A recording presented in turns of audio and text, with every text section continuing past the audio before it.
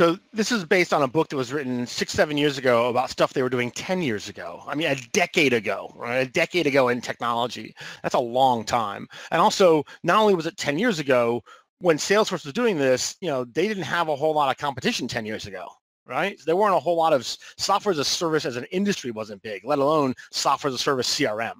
Right. So you didn't have to do much to get someone's attention because you are already standing out by just the nature of the product you delivered and the way you were delivering it. And if you're in that category, well, good luck to you. Now you're Uber, you're Salesforce, you're Airbnb, you're doing something so disruptive that really your first impression doesn't matter as much because your value proposition is so unique and so different.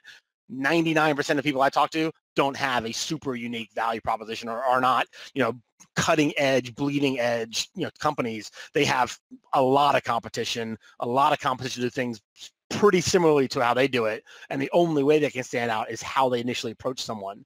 And so taking a very generic approach to someone when you have a market that is not, standalone all by yourself, you're going to have a hard time having success. Mr. Customer, you're looking for the wrong thing, right? If you're looking for a template, you're looking for the wrong thing. Like magic answers don't exist, right? Like magic, hey, here's the proposal template that will close more business. Here's the cold email template that's going to close, that's going to find new business. Like you create your own template. But if it's a template for the world, then as soon as everyone has access to it, by nature, it's going to lose efficacy, right? It's just not going to be as effective if everyone has it. So the job is for you to build your own templates that are specific to your market, specific to the problems you solve, specific to the way your customers talk. Like all of those things matter. So I hate the fact it's all I, me, all that kind of stuff, but that's not the real reason I hate this email. The real reason I hate this email is it's using a tactic that doesn't fucking work anymore.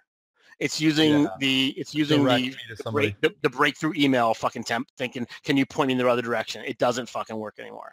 This barely worked in February 2014 when this post was written, but it does not work at all now because you're asking before you give them anything. Like you're asking for them to do work on your behalf for no fucking reason. Like there's no reason this person should do this for you. You should do your work up front and should do the research to figure out who should be talking to first.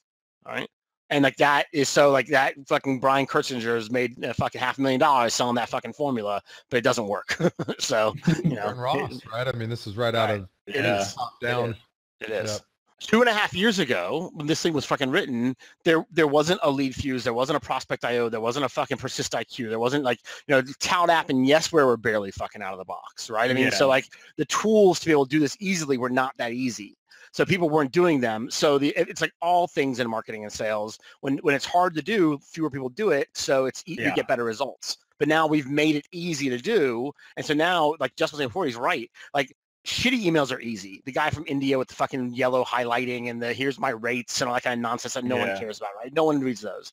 The hard part is something like this that someone writes this and thinks it's good. Right? They think this is best practice. They've seen this before, and they're not getting any results because it's best practice because everyone's fucking doing it, right? And because everyone's doing it, it means it's not effective.